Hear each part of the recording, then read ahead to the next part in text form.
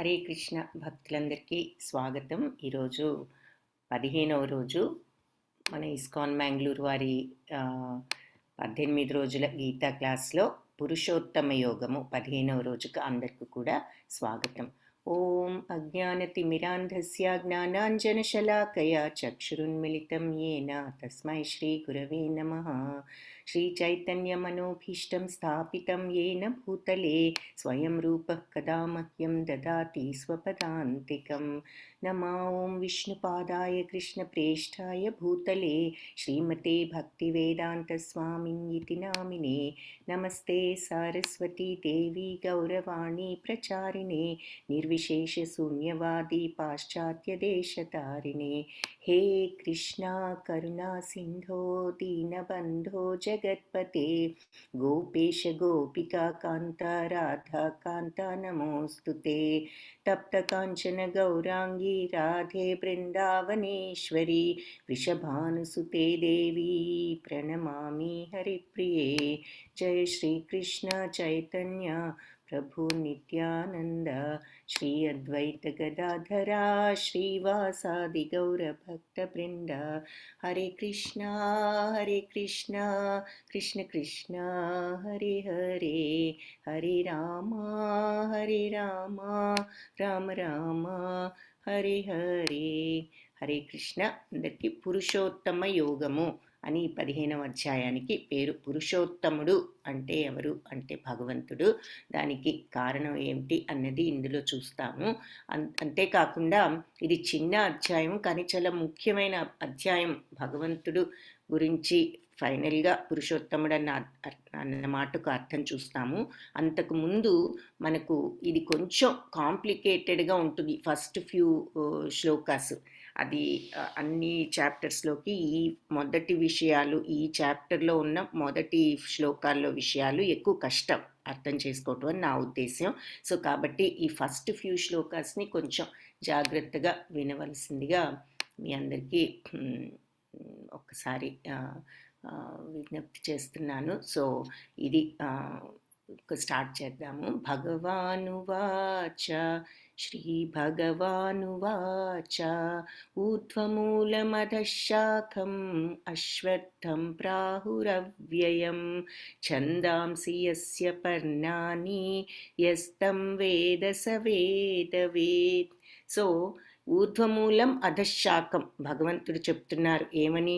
ఊర్ధ్వం అంటే పైకేమో మూలం ఉంది, అధ అంటే కిందకేమో శాఖం బ్రాంచెస్ ఉన్నాయి.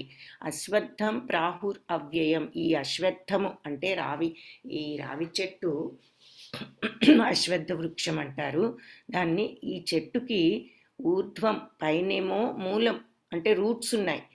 అధ శాఖం, అధ అంటే కింద, శాఖం అంటే కిందికి బ్రాంచెస్ ఉన్నాయి, అంటే తల్లక్రిందులుగా ఉన్నది ఈ అశ్వత్థ వృక్షం. అవ్యయం అని చెప్పి ఈ చెట్టు గురించి చెప్తున్నారు. ఇదేమిటి అన్నది చూద్దాం. ఈ అశ్వత్థ వృక్షం అనేది ఒకటి ఉన్నది, ఇది శాశ్వతమైనది అని చెప్పబడుతుంది.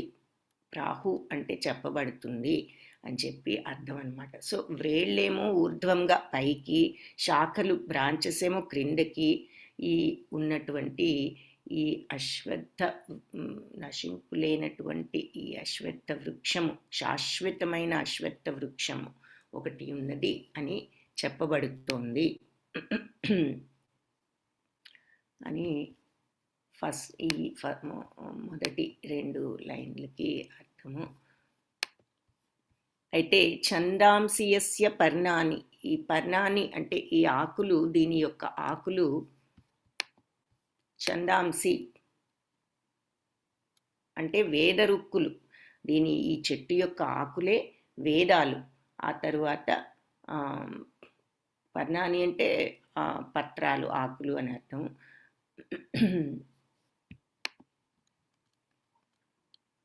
యస్తం వేదస వేదవేత్ అంటే ఏమిటి అంటే యస్తం యహ్ స తం అని మనము విడదీస్తాం. యహ తం అని అంటే ఎవరు తం దానిని వేద తెలుసుకుంటారో స అతడు వేదవిత్ అంటే వేదాలు తెలిసినవాడు. సో ఈ అశ్వత్థ వృక్షం వేళ్ళు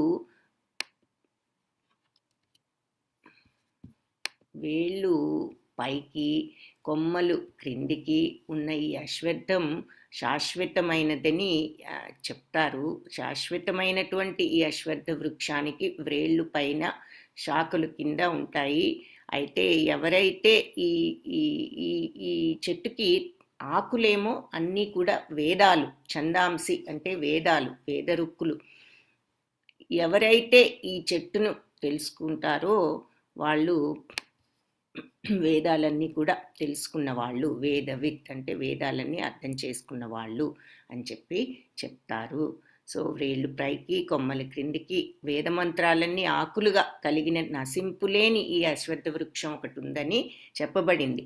ఈ వృక్షాన్ని ఎవరైతే అర్థం చేసుకుంటారో, తెలుసుకుంటారో వాళ్ళు వేదాలన్నీ కూడా తెలిసిన వాళ్ళు అని ఈ మొట్టమొదటి శ్లోకానికి అర్థం అన్నమాట. అధశ్చోర్ధ్వం ప్రసృతాస్తస్య శాఖా, అధశ్చోర్ధ్వం ప్రసృతాస్తస్య శాఖా, గుణ ప్రవృద్ధా విషయ ప్రవాలాః, అధశ్చ మూలాన్యనుసంతతాని కర్మానుబంధీని మనుష్యలోకే. సో ఈ వృక్షం యొక్క కొమ్మలు ప్రకృతిలోని 3 గుణాలతోనూ పోషించబడుతూ ఉంటాయి.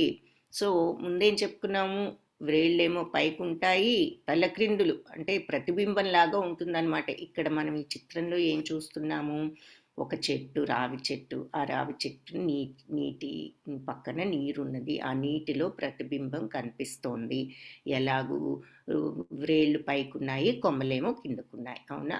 సో మనకు ఈ మొదటి చిత్రంలో చూసింది ఆ తల్లక్రిందులుగా ఉన్నటువంటి ఈ రావి చెట్టు. అయితే ఈ తల్లక్రిందులుగా ఉన్న రావి చెట్టు ఆకులన్నీ ఏమిటని చెప్పుకున్నాము, వేదరుక్కులని చెప్పుకున్నాము. ఇక్కడ మనకు మళ్ళీ పైన ఉన్న చెట్టు, క్రింద తల్లక్రిందులుగా ఉన్న చెట్టు చూపిస్తున్నారు. సో ఇక్కడ ఈ చెట్టు యొక్క ఈ శ్లోకానికి అర్థం చెప్పిన తర్వాత ఒక ముఖ్య విషయం మళ్ళీ మనకు చెప్తాను. సో ఈ శ్లోకంలో ఏం చెప్తున్నారంటే, ఈ వృక్షానికి కొమ్మలు ఏమిటంటే, ఆకులేమో వేదాలని చెప్పారు, కొమ్మలన్నీ ఈ వృక్షపు కొమ్మలు ఈ ప్రకృతిలోని 3 గుణాలతో పోషించబడుతూ ఉన్నాయి అని చెప్పి చెప్తున్నారు. సో మామూలుగా మనము దేనితో ఈ చెట్టుకు బలం వస్తోంది, ఎలా పోషించబడుతున్నాయి కొమ్మలు అని గనక అడిగినట్లయితే, ప్రకృతిలో ఉన్న 3 గుణాలు ఏమిటవి, సత్వరజస్ తమో గుణాలు నిన్న చూసాం. సో ఈ సత్వరజస్ తమో గుణాలతో ఈ కొమ్మలన్నీ కూడా పోషించబడుతూ ఉన్నాయి. సో ఈ చెట్టు ఇలా ఉన్నది, కొమ్మలన్నీ దృఢంగా అంటే ఏమిటి అంటే, ఈ సత్వరజస్ తమో గుణాల యొక్క పోషణ ద్వారా అవి అలా బలంగా ఉన్నాయి ఆ కొమ్మలు. అంటే ఏమిటి, మాయ. సత్వరజస్తమో గుణాలంటే మాయ, ఈ ప్రపంచంలో ఉన్నటువంటి మాయ అంటే ఆ 3 గుణాలు అని చెప్పి చెప్పుకున్నాం. ఈ విషయాన్ని మీరు ఒక ఈ పాయింట్ని బాగా గుర్తుంచుకోవాలి. మాయ, ఈ జగత్తు మాయ, జగమే మాయ, ఈ ప్రపంచం అంతా మాయ అనే మాటలు మనం వింటూ ఉంటాం. దాని అర్థం ఏమిటి అంటే, మాయ అంటే ఏమిటి అంటే సత్వరజస్తమో గుణాలు. ఈ గుణాలు మనందరినీ కూడా ఆవహిస్తాయి ఈ ప్రపంచంలోకి వచ్చిన తర్వాత. సో ఈ జగత్తులోకి వచ్చిన తర్వాత ఈ గుణాలు ఆవహించడంతో ఏ గుణాలు ఎక్కువగా మనలో ఉంటాయో దాని ప్రకారం మనం కర్మలు చేస్తూ ఉంటాం, అంటే పనులు చేస్తూ ఉంటాం. సత్వగుణం ఎక్కువ ఉంటే మంచి పనులు, రజోగుణం ఎక్కువ ఉంటే విపరీతమైన కోరికలతో అవి తీర్చుకోవాలనేటటువంటి కార్యాలు, తమో గుణం ఉంటేనేమో అజ్ఞానంతో కొన్ని చేయకూడని పనులు. ఇటువంటివన్నీ మన గుణాలను బట్టి మనం చేస్తూ ఉంటాం. ఈ గుణాలను మాయ అని అంటాము. కాబట్టి ఈ కొమ్మలన్నీ కూడా ఈ 3 గుణాలతో పోషించబడుతూ ఉన్నాయి అని చెప్పి చెప్తున్నారు. ఈ వృక్షము వేర్లు కింది ముఖంగా వెళ్తూ మానవ సమాజం యొక్క కామ్యకర్మలకు బంధించబడి ఉంటాయి. సో మనం చేసే కామ్యకర్మలను బట్టి మనం బద్ధులం అవుతాము అని ఆల్రెడీ చెప్పుకున్నాం. సో మంచి పనులు చేస్తే పైలోకానికి వెళ్తాం, పుణ్యం వస్తే మరి ఏదైనా ఈ తమో గుణంలో చెడు పనులు చేస్తే కింది లోకానికి వెళ్తాము, రజోగుణంలో ఉంటే భూలోకంలో పుడతాము, నిన్న చాప్టర్లో చెప్పుకున్నాం. సో మన యొక్క కామ్యకర్మలకు మనం బద్ధులమై ఆ రకంగా మనకు వచ్చినటువంటి ఆ పాపపుణ్యాలతో నెక్స్ట్ జన్మలో మనము దానిని మనకు వచ్చే జన్మ డిసైడ్ అవుతుంది. అలా బద్ధులమయ్యి దాని ప్రకారంగా పుడుతున్నాం. కాబట్టి ఈ వ్రేళ్ళు ఆ విషయాన్నే సూచిస్తాయి. ఎలా మనము మన కామ్యకర్మలకు బద్ధులం అవుతున్నామో ఆ విషయం ఈ వేళ్ళు మనకి దానికి ప్రతీక అనమాట. ఆ విషయాన్ని ఇక్కడ మనకి సూచిస్తున్నాయి. ఈ ఎలా అయితే ఇవి ఇలా బందీలుగా అన్నీ ఇలా ముడిపడ్డట్టుగా ఉన్నాయో ఈ వ్రేళ్ళు, అవి ఎలా దేనిని సూచిస్తున్నాయి అంటే మనం చేసే కర్మలకు ఏ విధంగా బద్ధులం అవుతున్నాము అన్న విషయాన్ని సూచిస్తున్నాయి ఇక్కడ. సో ఇప్పటికి 3 విషయాలు చూసాం. ఒకటేమిటి, ఈ చెట్టు పైకి మామూలుగా అసలు చెట్టు తల్ల క్రిందులుగా ఉంటుంది, వ్రేళ్ళు పైకి కొమ్మల క్రిందికి ఉంటాయి. దీంట్లో 3 విషయాలు ఏం చూసాం, ఆకులన్నీ వేదాలు అన్నారు, కొమ్మలన్నీ కూడా 3 గుణాలతో పోషించబడుతూ ఉన్నాయి అన్నారు. మూడవది ఈ రూట్స్ అన్నీ కూడా ఇలా ముడిపడి బంధించేసినట్లుగా ఉన్నాయి కదా ఒకదానికొకటి చుట్టుకుని. సో అది దేన్ని సూచిస్తోంది అంటే మన కామ్యకర్మల యొక్క ఫలితాలకు మనం ఎలా బద్ధులం అవుతామో ఆ విషయాన్ని సూచిస్తున్నాయి. ఇకపోతే నెక్స్ట్ది ఇక్కడ మనకు క్లియర్గా మళ్ళీ చూపిస్తున్నారనమాట. ఈ చెట్టు తల్ల క్రిందులుగా ఉండటము అంటే ఈ మొత్తం కూడా ఏమిటి అంటే మన భౌతిక ప్రపంచం. భౌతిక ప్రపంచం అంటే ఏమిటని చెప్పుకున్నాము, పైన బ్రహ్మలోకము, తర్వాత మహర్లోకము, తపోలోకము ఇవన్నీ ఉంటాయి, మధ్యలో భూలోకం ఉంటుంది, కిందేమో అతల విత్తల సుత్తల తలాతల పాతాళ లోకాలు, క్రింది లోకాలు ఉంటాయి అన్నది చెప్పుకున్నాం. సో అది ఇక్కడ మళ్ళీ మనకి గుర్తు చేస్తున్నారనమాట. భౌతిక ప్రపంచం ఈ చెట్టు అంటే ఏమిటంటే ఆ మొత్తం మనం చూసిన భౌతిక ప్రపంచం. సో దేంతో స్టార్ట్ అవుతుంది ఆ భౌతిక ప్రపంచం, బ్రహ్మలోకంతో సత్యలోకంతో స్టార్ట్ అవుతుంది. సో అదే ఇక్కడ మనకు చూపిస్తున్నారనమాట. ముందుగా పైన బ్రహ్మ ఉన్నారు, ఈ వ్రేళ్ళు తలక్రిందులుగా ఉన్నాయి, ముందు ఉన్నది బ్రహ్మలోకం, ఆ తర్వాత దేవలోకాలన్నీ దేవతలను చూస్తున్నాం, తర్వాత మధ్యలో ఇక్కడ మీకు మనుషులు కనిపిస్తున్నారు, అవునా, ఇది మానవలోకం అన్నమాట. సో చెడ్డవాళ్ళు మంచివాళ్ళు రకరకాల మానవలోకం అంతా కనిపిస్తోంది, ఇదంతా మానవలోకం. ఇకపోతే క్రిందికి వెళ్తే జంతులోకం కనిపిస్తుంది అన్నమాట.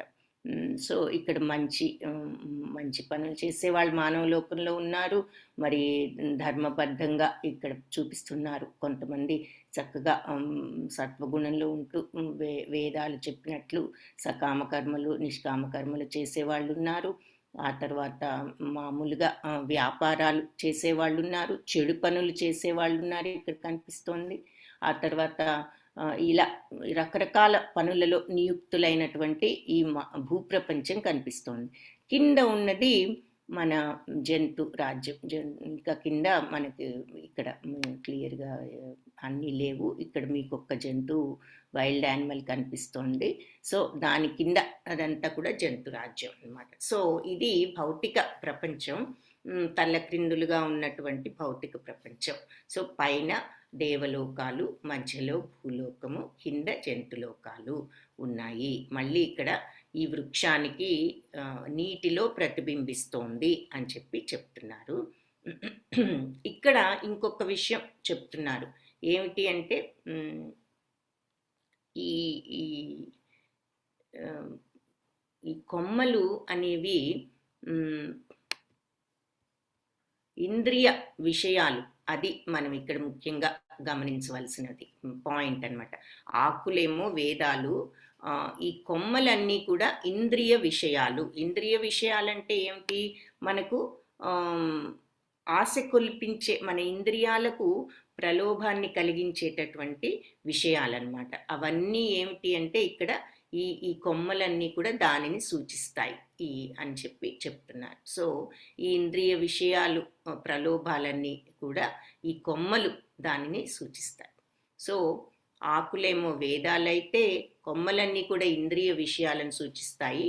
ఈ వ్రేళ్ళు ఇలా బందీలుగా ఉన్నట్లుగా కనపడుతుంది. అది దేన్ని సూచిస్తాయంటే మన కామ్యకర్మల యొక్క ఫలితాలకి మనం ఎలా బద్ధులం అవుతాం అనే విషయాన్ని అవి సూచిస్తున్నాయి.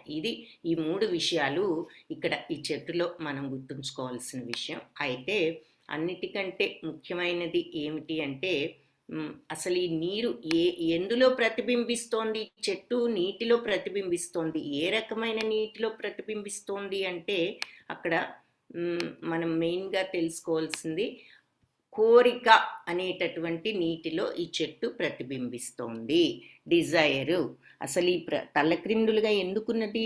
అసలు ఎలా ఉండాలి ఈ చెట్టు? ఆధ్యాత్మికంగా సరిగ్గా తిన్నగా ఉండాలి. అసలు పైన ఉన్న తిన్ననైన చెట్టు ఎవరు అంటే అది ఆధ్యాత్మిక ప్రపంచము.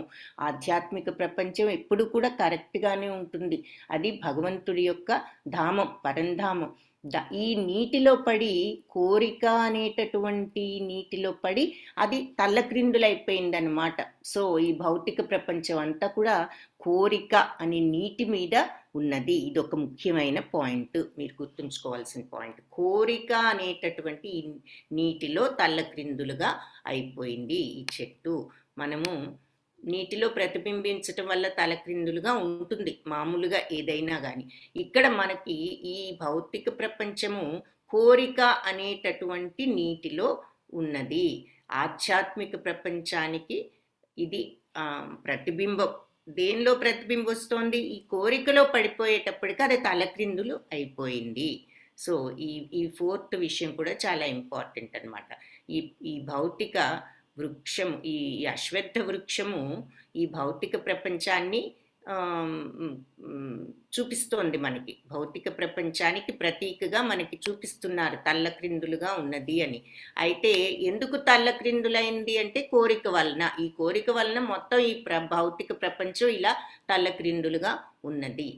నీరు అనేటటువంటి ఈ నీరేమిటి అంటే మనకి కోరిక. ఆ కోరిక వల్లే అంతా కూడా అంత ఆధ్యాత్మిక ప్రపంచం కూడా ఇలా తల్లక్రిందులు అయినది భౌతికానికి వచ్చేసరికి. నరూపమస్యేహ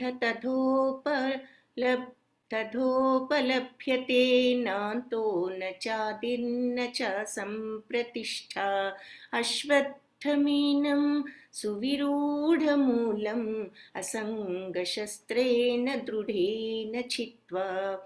సో ఈ వృక్షం నరూపమస్యే తథోపలభ్యతి. ఈ వృక్షం యొక్క నిజరూపం ఎవరికి కూడా సరిగ్గా తెలియదు దీని రూపం. నాంతో నా చాదిర్న, దీనికి నా అంతం నా చ అది ఆది ఆదిర్నచ, దీనికి అంతం కానీ ఆది కానీ అంటే తుది మొదలు ఏమి కూడా లేవు అన్నది ఎవరు కూడా ఎక్కడ ఏమిటి అనేది ఎవరు కూడా అర్థం చేసుకోలేరు అని చెప్తున్నారనమాట. ఇంకేమిటి? ఈ అశ్వత్థమేనం సువిరూఢ మూలం.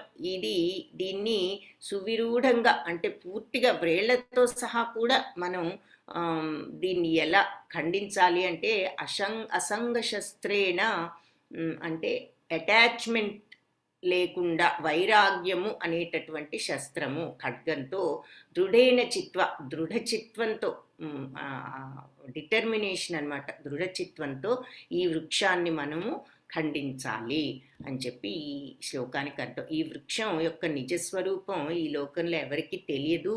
దాని ఆది ఏది, మధ్య ఏది, అంతమేది అనే విషయం ఈ లోకంలో ఎవరు తెలుసుకోలేరు. కానీ లోతుగా నాటుకున్న వేళ్లతో విలసిల్లుతున్న ఈ అశ్వత్థ వృక్షాన్ని వైరాగ్యము అనే ఖడ్గంతో ఖండించి వేయాలి అని చెప్పి, వైరాగ్యం అనే ఖడ్గము దృఢచిత్వంతో, ఈ రెండిటితోనూ అంటే ఆ డిటర్మినేషన్తో వైరాగ్యంతో, కోరిక అనే దాన్ని, వైరాగ్యం అంటే ఏమిటి?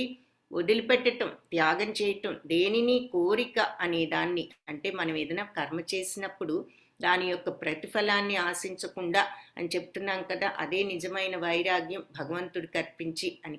ఆ అసంగత్వం అంటే వైరాగ్యం అని చెప్పి, ఆ త్యాగం దేన్ని చేయాలి అంటే ప్రతిఫలాన్ని, కామ్యకర్మల ప్రతిఫలాలను త్యాగం చేయగలగాలి. అప్పుడు మనకు వైరాగ్యం అనేది ఉంది అని అర్థం.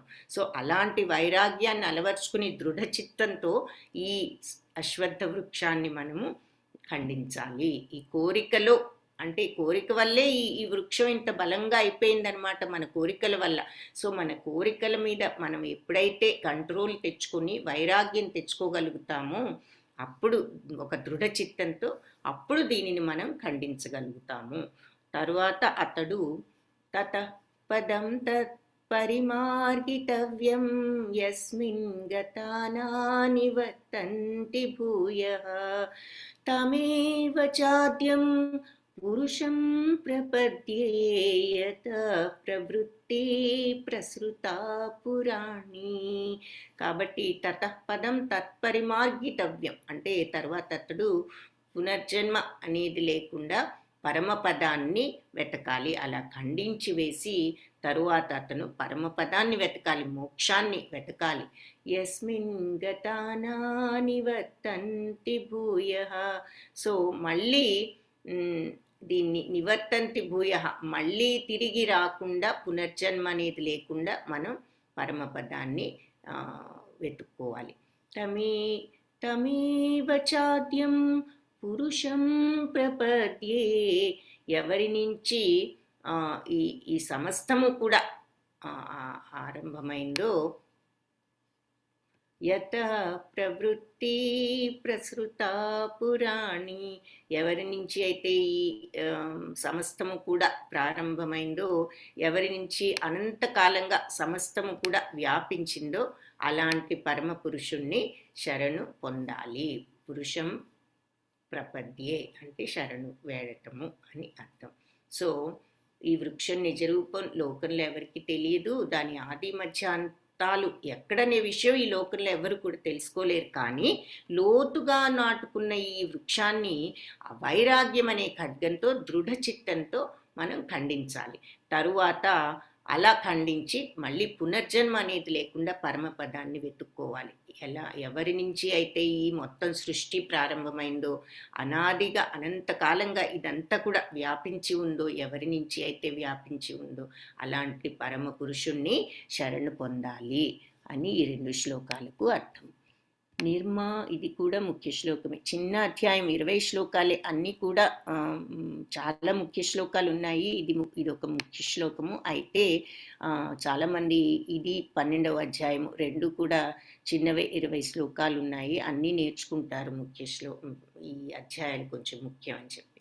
నిర్మాణమోహాజిత సంగదోష ఆధ్యాత్మ నిత్యా వినివృత్త కామా ద్వంద్వైర్విముక్తా సుఖదుఃఖ సంజ్ఞై గచ్చంత్యమూఢా పదమవ్యయం తత్. సో ఇది నిర్మాణమోహాజిత సంగదోష అంటే ఈ మిథ్య గొప్పతనం, ఈ మోహం అన్నమాట. గొప్ప అని ఈ మోహము, ఇది మిథ్యా గొప్పతనం, అహంకారము, మోహము, ఈ జిత సంగ దోష, ఈ అనురాగ దోషాన్ని ఆధ్యాత్మనిత్య వినివృత్త కామ. సో అసలైన ఆత్మను, శాశ్వతమైనటువంటి ఆత్మను ఎవరైతే నిత్యమైనది అని అర్థం చేసుకుంటారో, వినివృత్త కామ కోరికలన్నిటినీ వదులుకుని ద్వంద్వైర్విముక్త ద్వంద్వాల నుంచి వాళ్ళు అతీతులై, అలాంటి వాళ్ళు ద్వంద్వైర్విముక్త. ద్వంద్వాలంటే ఏమిటి? ఆపోజిట్స్ అని చెప్పుకున్నాం. సుఖము, దుఃఖము, మానము, అవమానము, శత్రువు, మిత్రుడు, అన్ని విషయాలలోనూ వాళ్ళు విముక్తులవుతారంటే అన్నిటినీ సమానంగా చూస్తారనమాట. అది సుఖమైన ఒకటే, వాళ్ళకి దుఃఖమైన ఒకటే, ఎవరైనా వాళ్ళని అవమానించినా ఒకటే, వాళ్ళు ఎవరైనా పొగిడినా ఒకటే, వాళ్ళకి శత్రువు అనేది లేదు, మిత్రుడు అనేది లేదు, అన్నీ కూడా సమానమే వాళ్లకు. సో ద్వంద్వాల నుంచి విముక్తులై సుఖదుఃఖ సంజ్ఞ, సో సుఖదుఃఖాది ద్వంద్వాలకు విముక్తులై గచ్చంత్యమూఢ పదమవ్యయం తత్. వాళ్ళు ఈ మూఢత్వాలు వాళ్లకు ఈ అవ్యయమైనటువంటి ఈ పరమ పదము వాళ్లకు దొరుకుతుంది. ఎవరికి అంటే మళ్ళీ ఈ మిథ్యా గొప్పతనం అంటే నేనే గొప్పని ఫాల్స్ ఈగో అనమాట. అహంకారం, నన్ను నేనే చేస్తున్నాను, ఇటువంటి అహంకారము, ఈ మోహాన్ని, అనురాగ దోషాన్ని జయించగలిగిన వాళ్లకు సంగదోష అంటే ఈ అనురాగ ఈ అటాచ్మెంట్స్ అన్నీ కూడా ఎవరైతే తప్పించుకోగలుగుతారో, జయించగలుగుతారో, వాటికి అతీతంగా వెళ్ళగలుగుతారో, నిత్యమైనది ఏమిటి అని అర్థం చేసుకుని, అంటే అసలు ఏమిటి ఈ ఆత్మ అనేది నిత్యము అంటే మనం భౌతిక శరీరం కాదు, ఈ ఈ జగత్తులో ఉన్నది అంతా కూడా భౌతికము, ఈ అటాచ్మెంట్స్ ఇది కాదు, ఆత్మ నిత్యము అనేది ఎవరైతే అర్థం చేసుకుంటారో, ఎలా అర్థం చేసుకుంటారు? అనురాగము, మోహము, అహంకారము వీటిని జయించి వీటికి అతీతంగా వెళ్ళగలిగి ఈ ఆత్మను అర్థం చేసుకున్న వాళ్ళు కోరికలన్నిటినీ వదిలిపెట్టి సుఖదుఖాది ద్వంద్వాలకు వాళ్ళు అతీతులై, అలా మన ఇవన్నీ జయించటం అంటే ఏమిటి? మిథ్యా గొప్పతనము, మోహము, అనురాగ దోషాన్ని జయించారు అంటే వైరాగ్యాన్ని అలవర్చుకోగలిగారు. ఈ ప్రపంచం అంతా కూడా టెంపరీ, అంటే మనం ఇక్కడ ఉన్నది ఇది కాదు పర్మనెంట్. మనకి పర్మనెంట్ ఏమిటి అంటే మోక్ష, ఈ జన్మ మృత్యు జరా వ్యాధుల నుంచి తప్పించుకోవాలి అనేటటువంటి ఆ పర్మనెంట్ దానిని గ్రహించి వాళ్ళు ఈ అహంకారము, మోహము, ఈ అనురాగం, అటాచ్మెంట్ వీటన్నిటినీ వాళ్ళు అతీతంగా వెళ్ళి కోరికల్ని వదిలిపెడితే మనం వీటికి అతీతంగా వెళ్ళగలం. అంటే ఆ వైరాగ్యాన్ని అలవర్చుకుంటే. సో వైరాగ్యాన్ని అలవర్చుకున్నప్పుడు ఏం జరుగుతుంది? సుఖదుఖాది ద్వంద్వాలకు అతీతులము అవుతాము. అప్పుడు పరమపురుషుణ్ణి ఆ రకంగా మనం శరణు వచ్చేవారు శాశ్వతమైన బ్రహ్మపదాన్ని పొందుతారు అని చెప్పి ఈ శ్లోకంలో చెప్తున్నారనమాట. సో ఏది జయించాలి, జయించిన తర్వాత మనం ఏ స్థితికి వస్తాము, ఆ స్థితికి వచ్చినప్పుడు మనకు మోక్షం వస్తుంది అన్నది చెప్తున్నారు. సో జయించవలసింది ఈ అహంకారము, మోహము, అటాచ్మెంట్కి అతీతంగా వెళ్ళినప్పుడు మనం ఈ కోరికలన్నీ కూడా వదిలిపెట్టగలుగుతాము, సుఖదుఖాది ద్వంద్వాలకు అతీతులమవుతాము. అప్పుడు పరమ పురుషుణ్ణి మనం శరణు చూస్తే మనకు ఆ మోక్షం, శాశ్వతమైన బ్రహ్మపదం వచ్చి ఈ ప్రపంచం నుంచి మోక్షం లభిస్తుంది. నతద్భాసయతే సూర్యో న శశాంకో న పావకః యద్గత్వా నివర్తంతే తద్ధామా పరమం మమ. సో నతద్భాసయతే సూర్యో, సో నా యొక్క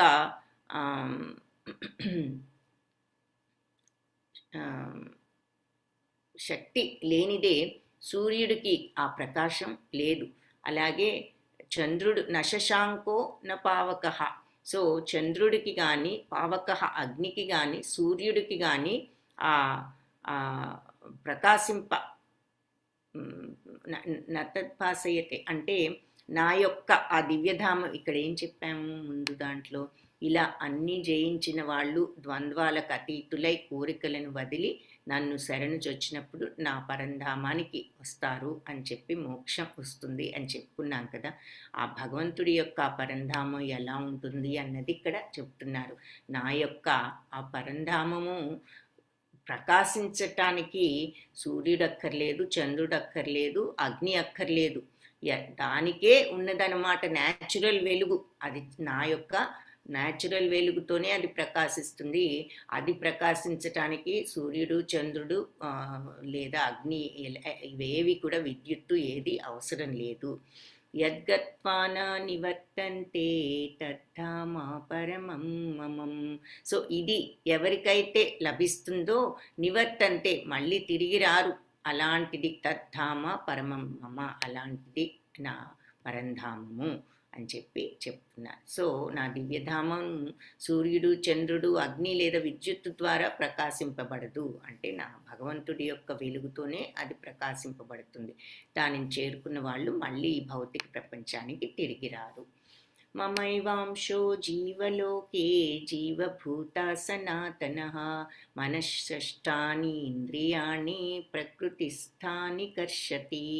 సో ఈ మమైవాంశో జీవలోకే, ఈ లోకంలో ఉన్న జీవులందరూ కూడా నా అంశలే. మమైవాంశో జీవభూత సనాతనః అంటే సనాతనమైనటువంటి ఈ నా యొక్క శాశ్వతమైనటువంటి అంశాలే అని చెప్పి చెప్తున్నారు. కానీ మనస్సు అష్టాని ఇంద్రియాణి అని మనస్సుతో కూడి ఈ ఉన్నటువంటి ఈ అష్ట ఇంద్రియాలు, 8 ఇంద్రియాలు. ఏమిటి 8 ఇంద్రియాలు? మామూలుగా ఇంద్రియాలు 5 అని చెప్పుకుంటున్నాం కదా, కళ్ళు, ముక్కు, చెవి, నోరు, చర్మము అని.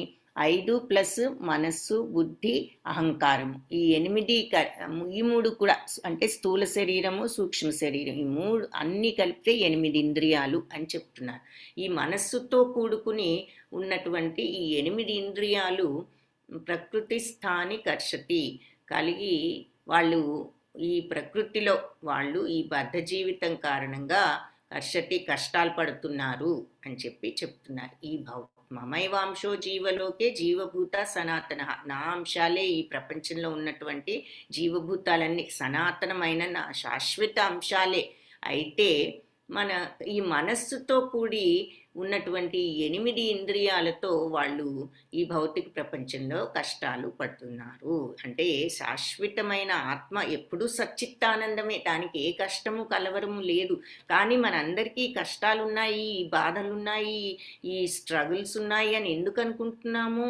మనం భగవంతుడి యొక్క శాశ్వత ఆత్మ, మనలో ఉన్న ఆత్మ ఆయన అంశే, సచ్చిత్తానందమే. కానీ మనకి ఎందుకు ఈ బాధలు ఉన్నాయంటే మన ఆత్మ కాదు, ఈ బాధలన్నీ ఉన్నాయని ఇమాజిన్ చేసుకునేది మన మనస్సే. కాబట్టి మన ఇంద్రియాలే మనకు ఈ ప్రలోభాలు పెట్టి మన మనస్సుకు ఆ కలవరం పెడుతున్నాయి. కాబట్టి ఈ మనస్సు, ఇంద్రియం, 5 ఇంద్రియాలు, మనస్సు, బుద్ధి, అహంకారం, వీటన్నిటి వలన మనము కష్టాలు పడుతున్నాము. మన ఆత్మ సచ్చిత్తానందం అయినప్పటికీ అది మనని ఈ మాయలో కప్పివేసి దాని ఆనందాన్ని మనకు చూపించకుండా ఈ భౌతిక ప్రపంచంలో ఈ ఇంద్రియ ప్రలోభాలతో మనల్ని చిక్కుకునేటట్లు చేసి ఏదో కష్టాలు ఉన్నట్టుగా మనము ఫీల్ అవుతున్నాము. మన ఆత్మ యొక్క నిత్య ఆనంద స్థితిని మనం చూడలేకపోతున్నాము అని ఇక్కడ చెప్తున్నారు. నా శాశ్వతమైన అంశ అయిన సచ్చిత్తానంద ఆత్మ ఉన్నప్పటికీ ఈ బద్ధ జీవితం కారణంగా వాళ్ళు ఈ మనసుతో కలిగి ఉన్న ఈ 6 ఇంద్రియాలు, షష్టాని 8 కాదు, క్షమించాలి, 6 ఇంద్రియాలు, 5 ఇంద్రియాలు ప్లస్ మనస్సు, ఈ మనస్సుతో కలిపితే 6 అవుతాయి. ఈ 6 ఇంద్రియాలతో వాళ్ళు ఈ రకంగా కష్టాలు పడుతున్నారు. ఈ ఇంద్రియాలు ప్రలోభం, దాంతో మనసు ఈ రకంగా బాధలు పడటం జరుగుతుంది. కాబట్టి ఈ 6 ఇంద్రియాల వలన వాళ్ళు కష్టాలు పడుతున్నారు. అంతా ఇంద్రియాలే కారణం. మన కోరిక, ఆ తర్వాత ఇంద్రియ ప్రలోభాలతో కోరికలు పుట్టడం, కోరికలు వచ్చి మనస్సును ఇలా కలవరపరచడం. శరీరం యదవాప్నోతి యచ్చాప్యుత్క్రామతీశ్వరః గృహీత్వైతాని సంయాతి వాయుర్గంధాని వాశయాత్. సో ఇక్కడ ఏం చెప్తున్నారంటే ఈ వాయుర్గంధ నివాశయాత్, వాయువు ఈ ఒక చోట నుంచి ఇంకొక చోటికి వాసనలు తీసుకువెళ్తూ ఉంటుంది. చూడండి, మనం ఏదైనా మల్లె చెట్టు దగ్గర కూర్చున్నాం అనుకోండి, దగ్గరలో చెట్టు పువ్వు వాసనే చూడక్కర్లా, చెట్టుకు దగ్గరలో ఉంటే ఒక్కొక్కసారి వాసన వస్తూ ఉంటుంది. ఏమిటి పూల వాసన అంటే పక్కన చెట్టు ఉన్నది. అలాగే ఈ వాసన ఆ గాలి పరిమళాన్ని మోసుకొస్తోందన్నమాట. ఏ విధంగా అయితే ఈ గాలి పరిమళాలను మోసుకుంటూ ఒక చోటు నుంచి పరిమళాన్ని ఇంకొక చోటుకి తీసుకువెళ్తుందో, అలాగే జీవుడు కూడా తన మనసులో స్ట్రాంగ్గా ఉన్న భావాలు ఏదైనా ఉంటే, లైక్స్, డిస్లైక్స్, అభిప్రాయాలు, ఒపీనియన్స్, ఈ స్ట్రాంగ్ భావాలన్నింటినీ కూడా ఒక శరీరంలోంచి ఇంకో శరీరంలోకి తీసుకువెళ్తాడు. ఆ విధంగా తీసుకువెళ్ళి ఆ శరీరంలో, ఆ కొత్త శరీరంలో ఈ భావాలన్నీ విడిచిపెడతాడు అని చెప్తున్నారు. అందుకే ఉదాహరణకు కొంతమందికి చిన్నప్పటి నుంచే డాన్స్ అంటే మహా ఇష్టం ఉంటుంది, పాటల సంగీతం మీద మహా ఇష్టం ఉంటుంది. ఏమిటి అంటే అందుకే మనకు పూర్వజన్మ వాసనలు ఎక్కడికి పోతాయి అనే మాట వింటూ ఉంటాం అప్పుడప్పుడు మనం.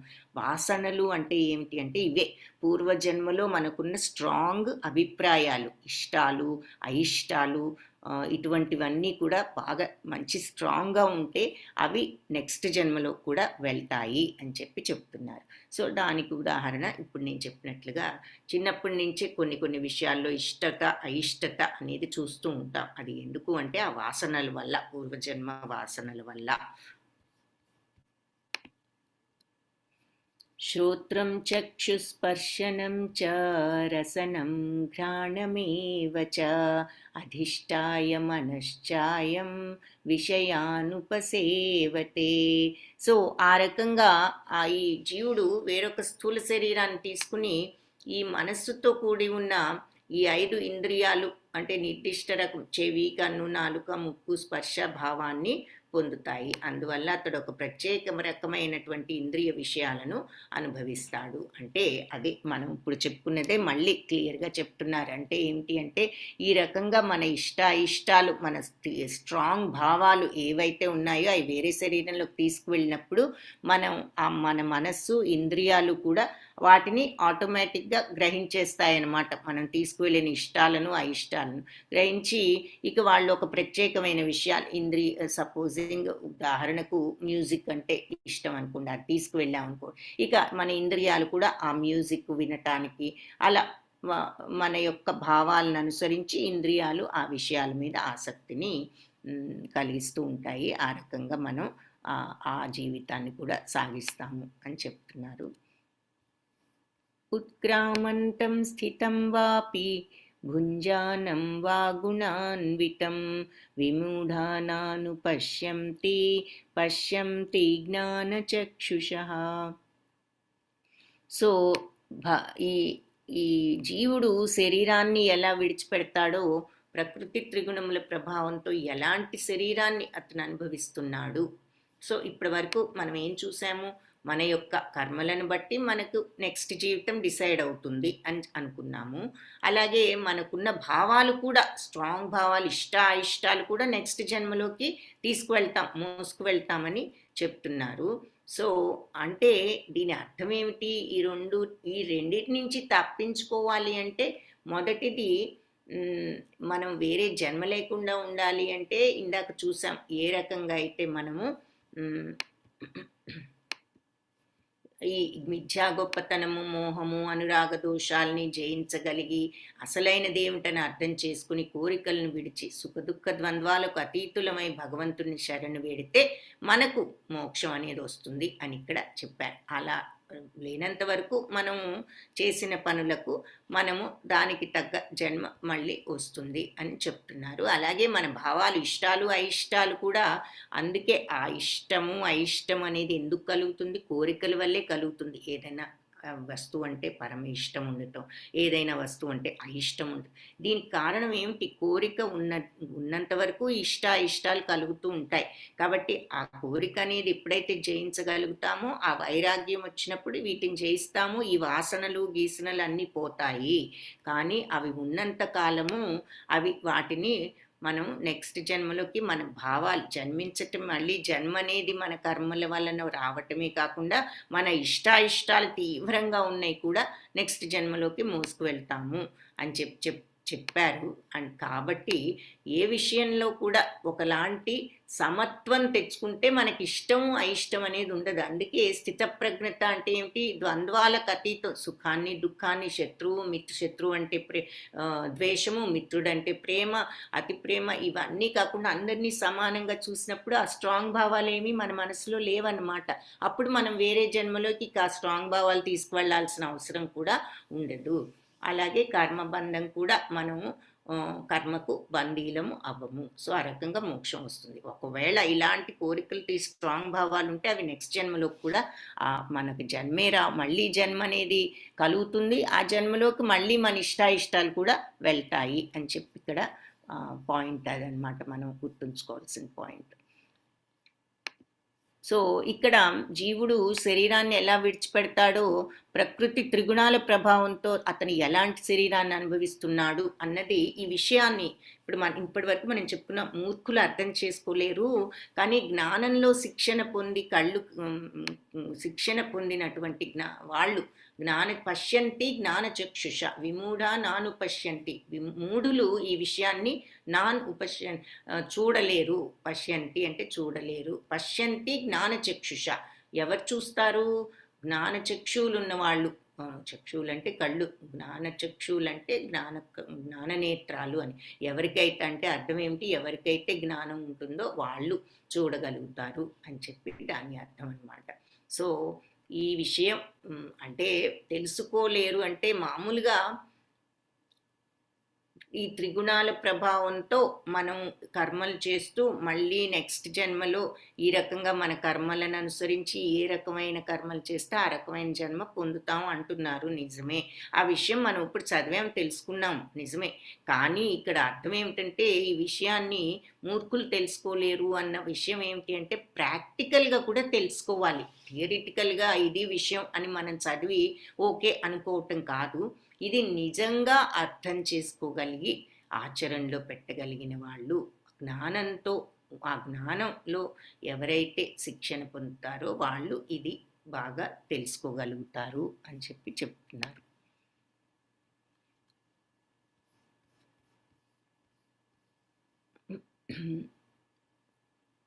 అంటే ఉదాహరణకు ఇక్కడ ఒక కారు ఇంజిన్ చూపిస్తున్నారు.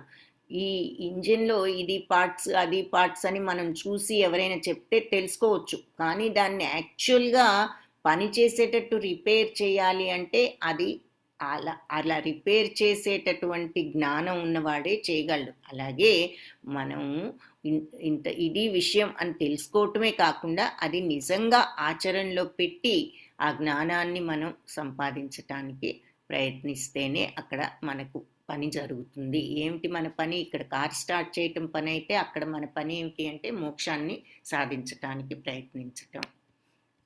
యతంతో యోగినశ్చైనం పశ్యంత్యాత్మన్యవస్థితం యతంతోప్యాకృతాత్మానో నైనం పశ్యంత్యచేతసః. సో ఆత్మానుభూతిలో ఉన్న యోగులు దీన్నంతా కూడా ఈ స్పష్టంగా చూడగలుగుతారు అని చెప్పి చెప్తున్నారనమాట. కానీ యతంతోప్యకృతాత్మాను నైనం పశ్యంత్య చేతసః.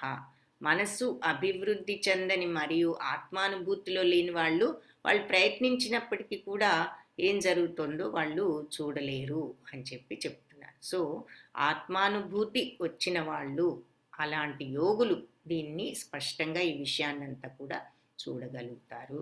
కానీ ఆ ఆత్మానుభూతిలో లేని వాళ్ళు ట్రై చేసినా కూడా ఏం జరుగుతుందన్నది వాళ్ళు గ్రహించలేరు. ఏది ఇలా జన్మ మృత్యు జర వ్యాధి అంటే మన శరీరము ఓల్డ్ అవటము, తర్వాత ఆత్మ మళ్ళీ అక్కడి నుంచి వేరే శరీరంలోకి వెళ్ళటము, తర్వాత మనం వాయువులాగా మన భావాలను కూడా తీసుకువెళ్ళటము, ఇదంతా ఈ సైకిల్ అనేది నిజంగా ఆత్మానుభూతి ఉన్నవాళ్ళు దీన్ని స్పష్టంగా చూస్తారు. కానీ ఆత్మానుభూతి లేని వాళ్ళు దాన్ని అంత బాగా గ్రహించలేరు అని చెప్తున్నారు. యదాదిత్యగతం తేజో జగద్భాసయతేఖిలం యచ్చంద్రమసి యాచ్ఛాగ్నౌ తత్తేజో విద్ధి మామకం. సో ఈ ప్రపంచం అంతా కూడా యదాదిత్య గతం తేజో జగద్భాసయతే అఖిలం.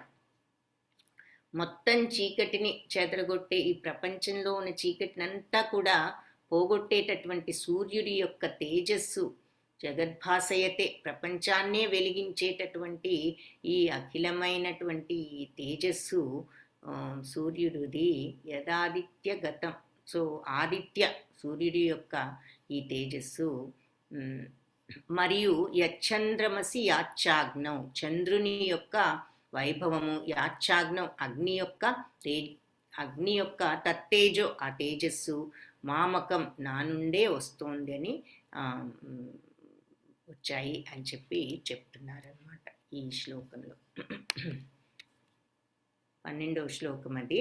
సో సూర్యుడి యొక్క వెలుగు కానీ, చంద్రుడి యొక్క వెలుగు కానీ, అగ్ని యొక్క వెలుగు, తేజస్సు, వీటన్నిటి యొక్క తేజస్సు కూడా నా నుంచే వచ్చిందని విద్ధి తెలుసుకో అని చెప్పి ఈ శ్లోకానికి అర్థం. ఈ ప్రపంచంలో ఈ జగద్భాసయతే అఖిలం, ఈ జగత్తంతా కూడా అఖిల జగత్తును వెలిగించేటటువంటి ఈ తేజస్సు ఆదిత్యగతం, ఆదిత్యుడికి అంటే సూర్యుడి యొక్క అఖిల జగాన్ని వెలిగించేటటువంటి సూర్యుని యొక్క తేజస్సు, తర్వాత చంద్రుడి యొక్క తేజస్సు, అగ్ని యొక్క తేజస్సు ఈ ఈ తేజస్ అంతా తేజో అదంతా కూడా విద్ధి తెలుసుకో మామకం నా నుండే వస్తుంది అని చెప్పి ఈ శ్లోకానికి అర్థం.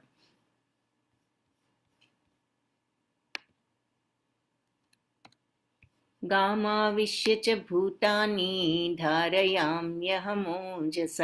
పుష్ణామి చౌషధీ సర్వాః సోమో భూత్వా రసాత్మకః. కాబట్టి నేను ఇంకా ఏం చెప్తున్నారు, పురుషోత్తమ యోగం అంటే భగవంతుడు వివరిస్తున్నారన్నమాట తన యొక్క కొన్ని విషయాలను. ఏమిటి, ఒకటి ఇది నేను అన్ని వెలుగులు కూడా తేజస్సు అంతా కూడా నా నుంచే వస్తోంది. ఈ సూర్య చంద్ర అగ్ని అన్నిటి యొక్క తేజస్సు నా నుండే వస్తోంది. కాబట్టి నా యొక్క పరంధామాన్ని వెలిగించడానికి అవసరం లేదు, ఆ తేజస్సు అంతా నాది అన్న విషయాలు చూసాము.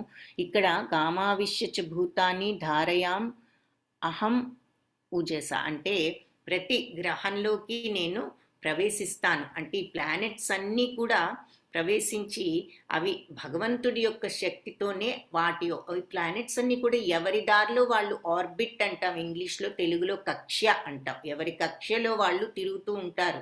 అంతేగాని ఇది వెళ్ళి దాని దారిలోకి రాదు, ఆ ప్లానెట్ వచ్చి ఈ ప్లానెట్ దారిలోకి రాదు. అలా వస్తే కొంచెం అటు ఇటు అయితేనే భూకంపం వస్తుంది అంటాం. అలాంటిది అలాంటివి జరిగితే ఇంకా ఏమవుతుందో మనం ఆలోచించుకోవచ్చు. కాబట్టి అన్నీ తిన్నగా ఎవరి మార్గంలో అవి నడిచేటట్లు సూర్యుడు తిన్నగా మరి ప్రొద్దున్నే ఒక్క క్షణం కూడా లేట్ లేకుండా టైంకి రావటం, టైంకి అస్తమించటం, భూమికి ఉన్న అవతల వైపుకి వెళ్ళటం, ఇవన్నీ ఏ ప్లానెట్ ఏ దారిలో ఎలా వెళ్ళాలో ఒక్క నిమిషం కూడా ఏమి తేడా లేకుండా అనునిత్యం అన్నీ కూడా చేస్తున్నాయి. అంటే ఎవరు? నేనే ఇవన్నీ చేస్తున్నాను. నా శక్తి ద్వారానే అవి ఆ కక్షలో ఉంటున్నాయి. నేను పుష్ణామి చౌషధీ సర్వ సోమో భూత్వా రసాత్మకః. అలాగే చంద్రుడిగా మారి అన్ని ఔషధాలకు అన్నిటికీ నేను జీవన రసాన్ని సరఫరా చేస్తాను అని చెప్పి ఈ శ్లోకంలో చెప్తున్నారన్నమాట. సో అంటే ప్రతి గ్రహంలోను ప్రతి ప్లానెట్లోనూ నేను ప్రవేశించి నా శక్తితో అవి కక్షలో నిలిచి ఉండేటట్టు చేస్తాను. అలాగే నేనే చంద్రుడినై సర్వ ఔషధులకు జీవరసాన్ని సమకూరుస్తున్నాను.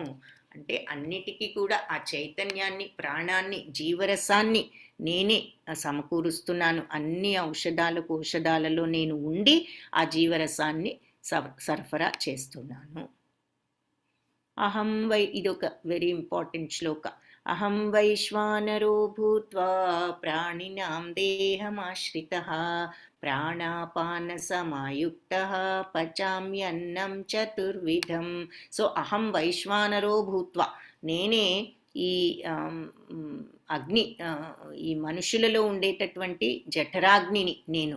ప్రాణినాం దేహమాశ్రితః, ఆ జఠరాగ్ని రూపంలో నేను అన్ని ప్రాణుల దేహాలలో స్థితుడనై ఉంటున్నాను. సో అందరిలోనూ నేను జఠరాగ్నిగా అన్ని ప్రాణులలోనూ నేను ఉంటున్నాను అని చెప్తున్నాను. జఠరాగ్ని అనేది ఎక్కడ ఉంటుంది? స్టమక్లో ఉంటుంది. అంటే ఆకలి అనేది ఏమిటి? మన జఠరాగ్ని అని చెప్తూ ఉంటాం మాటల్లో కూడా. జఠరాగ్నిని తట్టుకోలేకుండా ఉన్నాను అనే ఎక్స్ప్రెషన్ వింటూ ఉంటాం ఆకలి వేసినప్పుడు. లేకపోతే జఠరాగ్నిని చల్లార్చాలి అనే మాట కూడా వింటూ ఉంటాం. అంటే ఆ పొట్టలో ఆ ఆకలి అనేది కలిగించేది ఆ జఠరాగ్ని అన్నమాట. ఆ జఠరాగ్నిని నేనే అందరి యొక్క స్టమక్లో ఉండి జఠరాగ్నిగా దేహమాశ్రిత, ప్రాణినాం దేహమాశ్రిత, అన్ని ప్రాణుల దేహాలలో ఉన్నటువంటి ఆ జఠరాగ్నిని నేను అహం. ప్రాణాపాన సమాయుక్త, ప్రాణము అపానము అనేటటువంటి వాయువులన్నీ ఉన్నాయి. వాటన్నిటితో కలిపి సమాయుక్త పచామ్యన్నం చతుర్విధం, 4 రకాల ఆహారాన్ని, చతుర్విధం 4 రకాలైనటువంటి ఈ ఆహారాన్ని పచామ్యన్నం నేను జీర్ణింపచేస్తాను అని చెప్తున్నారనమాట. సో నేనే అన్ని ప్రాణుల యొక్క దేహాలలో ఈ జఠరాగ్నిగా ఉంటూ వాళ్ళు తినేటటువంటి ఆహారాన్ని 4 రకాలుగా 4 రకాల ఆహార పదార్థాలను జీర్ణింపచేస్తాను. ఇక్కడ చతుర్విధం 4 రకాల ఆహార పదార్థాలు అంటే ఏమిటి అంటే 4 రకాలుగా మనం ఆహారాన్ని తీసుకుంటాం. ఏది నములుతూ తీసుకుంటాము, ఒక్కొక్కసారి ఇలా చీకుతూ తీసుకుంటారు. మనమేంటి కొన్ని జంతువులు కూడా ఆ విధంగా ఆహారాన్ని తీసుకుంటాయి. కొన్నేమో త్రాగుతూ ఉంటాయి, కొన్నేమో నాకుతూ తీసుకుంటాం. మనమే కాదు, జంతువులు కూడా ఇప్పుడు నీరు తాగితే నాకుతూ తాగుతూ ఉంటాయి కొన్ని. సో 4 విధాలుగా ఆహారాన్ని స్వీకరిస్తాయి ఈ జీవరాశులు అన్ని రకరకాల, మానవులే కాదు మిగిలిన జీవాలు కూడా. సో ఇలా నములుతూ, చీకుతూ, త్రాగుతూ, లేదంటే నాకుతూ, సో ఈ 4 రకాలుగా తీసుకునేటటువంటి ఆహార పదార్థాలన్నిటినీ కూడా నేనే జఠరాగ్ని రూపంలో ప్రతి జీవిలోనూ ఉండి వాళ్లకు జీర్ణమయ్యేటట్లు చేసేది నేనే అని చెప్తున్నారు. సో ఇక్కడ మనం అర్థం చేసుకోవాల్సింది ఏమిటి అంటే జీర్ణమయ్యేటట్లు చేసేదే కాదు, అంతా మన సైన్స్ ఎంతుంది మన హ్యూమన్ బాడీలో. మరి ఆ హార్ట్, ఈ బ్లడ్ సప్లై, తిన్నదంతా కూడా ఎనర్జీగా అవుతుంది, అది బ్లడ్ ఇవ్వటం, ఆ బ్లడ్ అంతా మనకు అన్ని పార్ట్స్లోకి వెళ్ళి మన శరీరంలో ఉన్న అన్ని పార్ట్స్ సవ్యంగా పనిచేయటం, ఇవన్నీ ఇంత సైన్స్ ఎవరు పెట్టారు మన బాడీలో అంటే భగవంతుడే. ఆ మాట మనం అర్థం చేసుకోవటానికి ఒక చిన్న ఉదాహరణ అనమాట. ఎందుకంటే జఠరాగ్ని, ఆకలి పొట్టలో ఉన్నది తింటాము జీర్ణం అవుతుంది అనేది అందరికీ సులభంగా అర్థమయ్యే విషయం కాబట్టి, హార్ట్ అది ఇలా పనిచేస్తుంది, ఇవన్నీ కష్టతరమైనవి కాబట్టి ఈ సింపుల్ ఎగ్జాంపుల్తో అంతా పనిచేసేటట్టుగా మన బాడీలో ఉన్న ప్రతి అంగము కూడా నేను అన్న విషయం మనం అర్థం చేసుకోవాలి. ఈ చిన్న ఎగ్జాంపుల్తో మనకు ఆ విషయాన్ని బోధిస్తున్నారు. ఇకపోతే ఇది కూడా ఇంపార్టెంట్ శ్లోకం, వెరీ ఇంపార్టెంట్, మంచి శ్లోకం. చక్కగా ఇది ఒకటి, ఈ 2 శ్లోకాలు నేర్చుకుంటే బాగుంటుంది. సర్వస్య చాహం హృది సన్నివిష్టో మత్తా స్మృతిర్జ్ఞానమపోహనం చ వేదైశ్చ సర్వైర్ అహమేవ వేద్యో వేదాంతకృద్వేద విదేవ చాహం. సర్వస్య చాహం హృది సన్నివిష్టో, సర్వస్య అందరి హృదయాలలో చ కూడా అహం నేను, హృది సన్నివిష్టో హృదయాలలో నేను సన్నివిష్టో స్థితుడనై ఉన్నాను. సర్వము అందరి హృదయాలలో నేను స్థితుడనై ఉన్నాను. మత్తా స్మృతిర్ నేనే స్మృతిని, జ్ఞాపకశక్తిని, జ్ఞానాన్ని నేనే, అపోహనం చ మతిమరుపును కూడా నేనే, వేదైశ్చ సర్వైర్ అన్ని వేదాలలో అహమేవ వేద్యో అన్ని వేదాల ద్వారా అహం నన్నే ఏవ నన్నే తెలుసుకుంటారు, వేద్యో తెలుసుకుంటారు, వేదాలన్నీ చదివినా మీరు తెలుసుకునేది నన్నే. వేదాంత కృద్ అంటే వేదాలను కూర్చినది, వేద విదేవ చాహం వేదాలను తెలిసిన వాడిని కూడా అహం నేనే అని చెప్తున్నారు. అంటే అందరి హృదయాలలో నేను స్థితుడనై ఉన్నాను, నేనే స్మృతినిచ్చేది, జ్ఞానాన్నిచ్చేది, మతిమరుపునిచ్చేది కూడా, మరుపునిచ్చేది కూడా నేనే. అన్ని వేదాలు సవేదైశ్చ సర్వైర్ అహమేవ వేద్యో అన్ని వేదాలు కూడా చదివినా కూడా తెలుసుకున్నా మీరు తెలుసుకునేది నన్నే. వేదాంతకృత్ వేదాలను కూర్చిన వాడను, వేదాలన్నిటినీ కూడా తెలిసిన వాడను నేనే అని చెప్పి ఈ శ్లోకానికి అర్థము. నేను ప్రతి ఒక్కరి హృదయంలో ఆసీనుడనై ఉన్నాను, సన్నివిష్టో హృది సన్నివిష్టో వాళ్ళ హృదయాలలో ఆసీనుడనై ఉన్నాను. నా నుండియే మత్తా స్మృతి జ్ఞాపక శక్తి, జ్ఞానము, అపోహనం ఈ 3 కూడా నా నుండే వస్తున్నాయి. వేదైశ్చ సర్వై అన్ని వేదాలు అహమేవ వేద్యో నన్నే తెలుసుకునేటట్లు చేస్తున్నాయి, అన్ని వేదాల ద్వారా నన్నే తెలుసుకుంటారు. వేదాంత కృత్ వేదాల యొక్క కర్తను, వేద విదేవ చాహం అంటే వేదాలను తెలిసిన వాడను నేను అని ఈ శ్లోకానికి అర్థం అన్నమాట. ప్రతి ఒక్కరి హృదయంలో ఆసీనుడనై ఉన్నాను, జ్ఞాపక శక్తి, జ్ఞానము, మతిమరుపు నేను నా నుండే వస్తున్నాయి, అన్ని వేదాల ద్వారా నన్నే తెలుసుకుంటారు, వేదాల యొక్క కర్తను, వేదాలను తెలిసిన వాడను నేను అని చెప్పి ఈ శ్లోకంలో మనకు చెప్తున్నారు. అందరి హృదయాలలో నేను ఆసీనుడనై ఉన్నాను అంటున్నారు. ఇక్కడ మనకు ఉక్కిని బొమ్మ రూపంలో అందరిలోనూ పరమాత్మ ఉన్నారు అన్నది చూపిస్తున్నారు. द्वाविमौ पुरुषौ लोके क्षरश्चाक्षर एव च क्षरः सर्वाणि भूतानि కూటస్థోక్షర ఉచ్యతే. సో ఇక్కడ ఏం చెప్తున్నారు అంటే క్షరుడు క్షర మరియు క్షర అక్షర అంటే క్షర మరియు అక్షర అని చెప్పి రెండు రకాల పురుషులు ఉన్నారు, రెండు రకాల జీవులు ఉన్నారు ఈ లోకంలో అని చెప్తున్నారు. క్షర అంటే నాశనం అయ్యేవాళ్ళు, అంటే అక్షర అంటే నాశనం లేని వాళ్ళు అంటే అని చెప్పి అర్థం అన్నమాట. ఈ భౌతిక ప్రపంచంలో ఉండే వాళ్ళందరూ క్షరులు, అంటే పొరపాట్లు చేసేవాళ్ళు, మిస్టేక్స్ చేసేవాళ్ళు భౌతిక ప్రపంచం. ఆధ్యాత్మిక ప్రపంచంలో ఉండే ప్రతి జీవుడు కూడా అక్షరుడు అని చెప్పి చెప్తారంటే వాళ్ళంతా కూడా అటువంటి పొరపాట్లు చేయని వాళ్ళు ఆధ్యాత్మిక ప్రపంచంలోకి వెళ్తారు. అలాంటి వాళ్ళందరూ అక్కడ ఉంటారు. సో ఈ భౌతిక ప్రపంచంలో ఉండే వాళ్ళంతా క్షరులైతే ఆధ్యాత్మిక ప్రపంచంలో వాళ్ళంతా అక్షరులు అని పిలుస్తారు. సో పతనం చెందేవారు అంటే భౌతిక ప్రపంచంలో ఉండి పొరపాట్లు అవి చేస్తూ స్వతంత్రంగా భోగించాలనే కోరిక ఎప్పుడు భౌతిక ప్రపంచంలోనే ఉంటారు ఈ క్షరులు.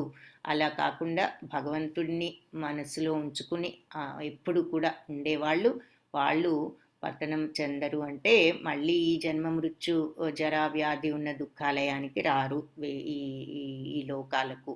వాళ్ళు ఎప్పుడు కూడా ఆధ్యాత్మిక ప్రపంచంలోనే ఉంటారు. ఉదాహరణగా ఇక్కడ గోపాలురు గోపికలను చూపిస్తున్నారు. వాళ్ళు ఎప్పుడు కూడా భగవంతుడి ధ్యానంలోనే ఉండేవారు. అలాంటి వాళ్లకు వాళ్ళ అక్షరులు మోక్షాన్ని పొందటానికి అర్హులు. వాళ్ళు మోక్షం తెచ్చుకున్న వాళ్ళు. సో వాళ్ళని సో ఆధ్యాత్మిక ప్రపంచంలో ఉన్న వాళ్ళ అక్షరులు, మన భౌతిక ప్రపంచంలో ఉన్నటువంటి వాటిలో చిక్కుకుని ఉన్న వాళ్ళు క్షరులు. రెండు రకాల వాళ్ళు ఉన్నారు జీవరాశుల్లో. ఉత్తమ పురుషస్త్వన్యః పరమాత్మ్యేత్యుదాహృతః యో లోకత్రయమావిశ్య బిభత్యవ్యయ ఈశ్వరః. సో ఈ ఇద్దరితో పాటు మూడు ప్రపంచాలలో ప్రవేశించి వాటిని భరిస్తున్నట్టి నాశనరహితుడైన పరమేశ్వరుడు, పరమాత్ముడు అని సర్వోత్తముడైన పురుషుడు ఉన్నాడు. సో ఇద్దరితో పాటు మూడు ప్రపంచాలలోకి ప్రవేశించి వాటిని భరిస్తున్నటువంటి నాశనరహితుడైన పరమేశ్వరుడు. సో ఈ నశ్వరులు అశ్వరులు కాకుండా అన్ని ప్రపంచాలలోనూ వ్యాపించి వాటన్నిటినీ కూడా భరిస్తూ అవ్యయుడు అంటే నాశనం లేనటువంటి పరమేశ్వరుడు, భగవంతుడు, పరమాత్ముడు, సర్వోత్తముడు అయినటువంటి పురుషుడు ఒక ఆయన ఉన్నారు అని ఇక్కడ భగవంతుడిని చూపిస్తున్నారు. వీళ్ళిద్దరూ కాకుండా ఇలాంటి అంటే తప్పులు చేస్తూ భౌతిక ప్రపంచంలో ఉండేవాళ్ళు, తప్పులు ఏమి చేయకుండా శుద్ధ భక్తితో ఉంటూ ఆధ్యాత్మిక ప్రపంచంలో ఉండేవాళ్ళు, వాళ్ళిద్దరే కాకుండా ఇంకెవరు అంటే ఆ రెండు రకాలే కాకుండా మూడవది అన్ని ప్రపంచాల్లోనూ విస్తరించి వ్యాపించి అన్నింటినీ కూడా భరిస్తున్నటువంటి పరమేశ్వరుడైన పురుషుడు ఉన్నాడు.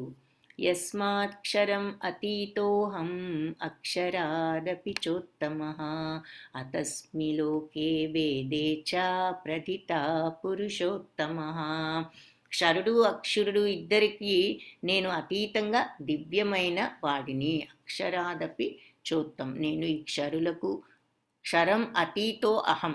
సో ఈ యస్మాత్ క్షరం, నేను ఈ క్షరముకు ఆ తర్వాత అతీతుడను, అక్షరలకు కూడా కంటే కూడా నేను ఉత్తముడను.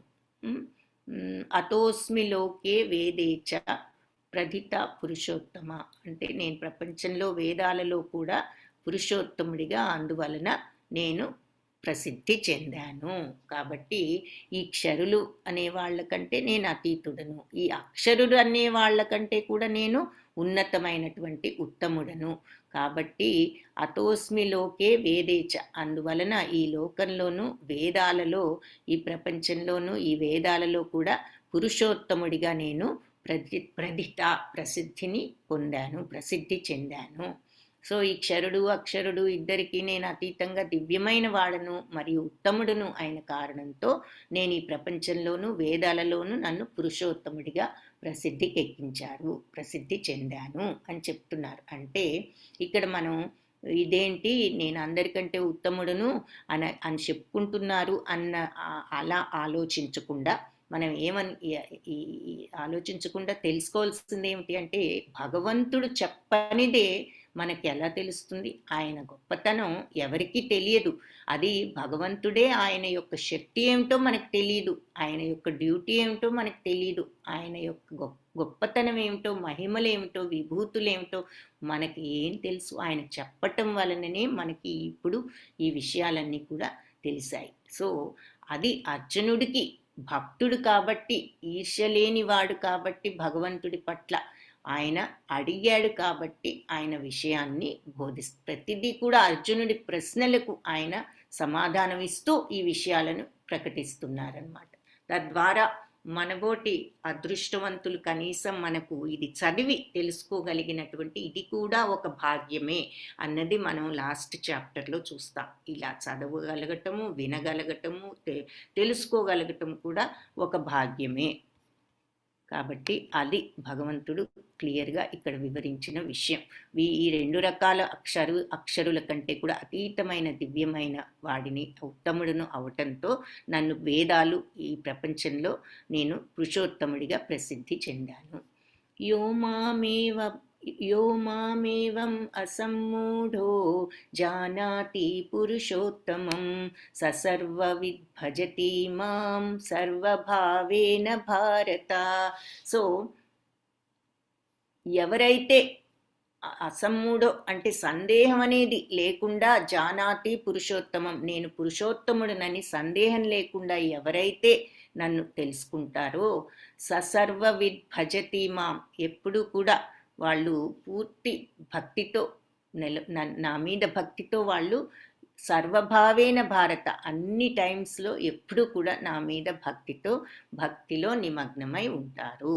సో సందేహం లేకుండా అంటే అసమ్మూఢో జానాతి సందేహం లేకుండా తెలుసుకున్న వాళ్ళు ఏమని పురుషోత్తముడనని వాళ్ళు ససర్వ అన్ని రకాలుగా భజతి మాం నన్ను భజిస్తారు, పూజిస్తారు. సర్వభావేన ఎప్పుడు కూడా అన్ని భావాలలో అంటే ప్రతి ఏ స్థితిలో అయినా సరే వాళ్ళు ఎప్పుడు కూడా మనస్సులో భగవంతుణ్ణి పూజిస్తూ స్మరిస్తూ ఉంటారు. సందేహం లేకుండా భారత అంటే భరతవంశీయుడా, సందేహం లేకుండా నన్ను పురుషోత్తముడిగా ఎవరైతే తెలుసుకుంటారో వాళ్ళు సమస్తము తెలిసిన వాళ్ళు అందుకని అతను నా పూర్తి భక్తి సేవలో నెలకొని ఉంటాడు.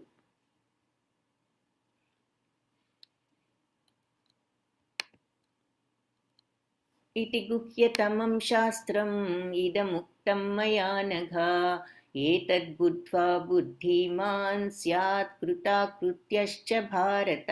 లాస్ట్ శ్లోకం ఇది. ఇక్కడ మనకి యూత్ గ్రూప్ ఎవరున్నారో ఒక్కసారి హ్యాండ్ రైజ్ చేస్తారా?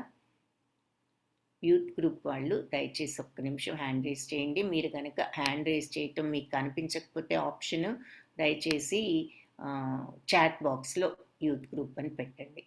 ఏదో ఒకటి రెండిట్లో చేస్తే తెలుస్తుంది. ఒక్కసారి దయచేసి యూత్ గ్రూప్ వాళ్ళందరూ హ్యాండ్ రైజ్ కానీ లేదంటే చాట్ బాక్స్లో ఒక మెసేజ్ కానీ పెట్టండి. ఇంకెవరన్నా ఉన్నారా? కొంతమంది హ్యాండ్ రైజ్ చేశారు. ఇంకెవరైనా ఉన్నారా? యూత్ గ్రూప్, యూత్ క్లాస్ ఇంకెవరు లేరా? ఓకే, హరే కృష్ణ, ధన్యవాదాలు. ఓకే, హరే కృష్ణ. సో ఇంకెవరు ఉన్నట్లేరు. సో లాస్ట్ శ్లోక. ఇతి గుహ్యతమం శాస్త్రం ఇదముక్తం మయా నఘ ఏతద్బుద్ధ్వా బుద్ధిమాన్ స్యాత్ కృతాకృత్యశ్చ భారత. సో పాపరహితుడా, మయానఘ అంటే పాపరహితుడా అని అర్థం అన్నమాట. వేద గ్రంథాలలో చాలా రహస్యమైన భాగం. ఇప్పుడు ఈ గుహ్యతమమైనటువంటి శాస్త్రం ఇదం ఉక్తం మయానగా, ఇది నీకు ముక్తం వెల్లడైంది. పాపరహితుడా నీకిప్పుడు తెలిసింది, అర్థం వెల్లడైంది. ఏతద్బుద్ధ్వా బుద్ధిమాన్, ఈ ఈ జ్ఞానాన్ని ఎవరైతే బుద్ధిమంతులు తెలుసుకుంటారో స్యాత్ కృతాకృత్యశ్చ భారత, వాళ్ళ యొక్క ప్రయత్నాలన్నీ కూడా పరిపూర్ణతను కృతకృత్యులు అవుతారు. వాళ్ళ అన్ని ప్రయత్నాల్లో కూడా, అంటే వాళ్ళు పరిపూర్ణతను సంపాదిస్తారు, విజయవంతం అవుతారు. ఈ జ్ఞానాన్ని ఎవరైతే అర్థం చేసుకుంటారో వాళ్ళ ప్రయత్నాలు పరిపూర్ణతను పొందుతాయి. సో ఈ జ్ఞానాన్ని అర్థం చేసుకుంటే ఏం ప్రయత్నం చేస్తాము? ఈ జ్ఞానం తెచ్చుకుంటే మోక్షం తెచ్చుకోవాలని ప్రయత్నం చేస్తారు. ఆ ప్రయత్నం సక్సెస్ఫుల్ అవుతుంది, కృతకృత్యులు అవుతారు. ఎవరికి ఈ ఈ రహస్యమైనటువంటి ఈ శాస్త్రాన్ని ఎవరైతే తెలుసుకుని అర్థం చేసుకుంటారో వాళ్ళు బుద్ధిమాన్, తెలివైన వాళ్ళు అవుతారు, బుద్ధిమానులు అవుతారు. వాళ్ళ ప్రయత్నాలన్నీ కూడా కృతకృత్యం అవుతాయి, సక్సెస్ఫుల్ అవుతాయి, సఫలీకృతం అవుతాయి అని చెప్పి భారత అని చెప్పి సంబోధిస్తూ చెప్తున్నారనమాట. అనగా అంటే సో ఈ గుహ్యతమమైనటువంటి ఈ రహస్య భాగం ఇప్పుడు నా ద్వారా నీకు వెల్లడైంది. సో ఎవరైతే దీనిని అర్థం చేసుకుంటారో వాళ్ళు బుద్ధిమాన్, తెలివైన వాళ్ళు అవుతారు. వాళ్ళ ప్రయత్నాలన్నీ కూడా సఫలీకృతం అవుతాయి అని ఈ శ్లోకంలో చెప్తున్నారు. సో హరే కృష్ణ కృష్ణ కృష్ణ హరే హరే, హరే రామ రామ రామ హరే హరే. కృష్ణం వందే జగద్గురుం. ఈ గీతా పాఠం యొక్క సారాంశం ఒకసారి చూద్దాం. వేదాల యొక్క అంతిమ సారము ఆ పురుషోత్తముడిని తెలుసుకొనుటయే అని అవగతం చేసుకుని ఆయన భక్తి సేవలో నిమగ్నమైన మానవుడు పరిపూర్ణత్వాన్ని సాధిస్తారు. సో ఇప్పుడు ఇదంతా చదివిన ఈ 15వ అధ్యాయం చివరిలో ఏం చెప్పారు? ఈ పురుషోత్తముడు ఈ భగవంతుణ్ణి అర్థం చేసుకుని ఆ భక్తి మార్గంలో ఉన్నట్లయితే పరిపూర్ణతను సాధించవచ్చు అన్న విషయం మనము చూసాము. వేదశాస్త్రాల్లోని అత్యంత రహస్యమైన భాగం అంటే పురుషోత్తముడు అన్న భాగాన్ని ఇప్పుడు నీకు వెల్లడి చేయబడింది. దీనిని అవగాహన చేసుకున్న వాడు ఎవరైనా సరే బుద్ధిమంతుడవుతారు. వాళ్ళ ప్రయత్నాలు పరిపూర్ణత్వాన్ని పొందుతాయి. సో అలా భక్తిలో నిమగ్నమై వాళ్ళు అర్థం చేసుకుంటే ఏమవుతుంది? భక్తిలో నియుక్తులమవుతాం. అలా నియుక్తులమైనప్పుడు పరిపూర్ణత్వాన్ని సాధించవచ్చు. హరే కృష్ణ కృష్ణ కృష్ణ హరే హరే, హరే రామ రామ రామ హరే హరే. సో అర్థం చేసుకోవటం అంటే ఏమిటి? మనం చదివి ఓహో ఇది విషయం అనే కాదు, ప్రాక్టికల్గా అర్థం చేసుకోవాలి. ఆ ప్రాక్టికల్గా అర్థం చేసుకోవటానికి భగవంతుణ్ణి సదా స్మరించటానికి ప్రయత్నించాలి. దానికి ఈ జప మార్గం చాలా ఉపయోగపడేది. ముందు ఫస్ట్ మెట్టు అది. ఆ మార్గంతోనే మనము ఈ భగవంతుణ్ణి మనస్సులో స్థిరపరచుకోవటానికి దారి అది. ఈ కలియుగంలో హరినామ జపం తప్ప వేరే దారి లేదు భగవంతుణ్ణి పొందటానికి. అందుకని భగవన్నామ స్మరణ అంత ఇంపార్టెంట్. కాబట్టి ఈ నామాన్ని జపించటం విషయం అంత ముఖ్యము అని మనం పదే పదే చెప్పుకుంటున్నాం.